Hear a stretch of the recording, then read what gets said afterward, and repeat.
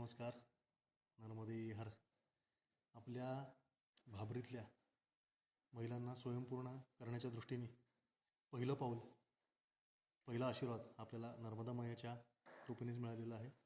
स्वतः नर्मदा परिक्रमा केलेले परिक्रमावासी बाबाजी आशिषदादा क्षीरसागर यांच्या पाऊलवाट फाउंडेशनच्या वतीने हे सुंदर असं शिलाई मशीन यांनी आपल्याला भाबरीच्या आश्रमशाळेला आता दिलेलं आहे.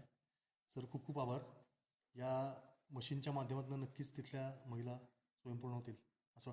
तुमचा अनुभव कसा आहे इथल्या, म्हणजे शिलाई मशीनमुळं यांच्या आयुष्यात कसा फरक पडला? हो, ॲक्च्युली काय होतं की त्या महिलांना आवड असते, फक्त प्रशिक्षण नसल्यामुळे प्रॉब्लेम येतो. हां. पण याच्यातून चांगला गावांमध्ये उद्योग उभा राहू शकतो. त्या बायका स्वतःच्या ब्लाऊज, कपडे, मुलांचे कपडे हां. गावातल्या गावात शिवू शकतात आणि स्वतःच्या पायावर उभे राहू शकतात. उभं राहू शकतो. आता आम्ही एका मशीनने सुरुवात केली, त्यात ऑलमोस्ट 30 ते 35 मशीन्स आपल्या भागांमध्ये आहेत, अच्छा. ज्या महिला आपापल्या घरांमध्ये काम करतात.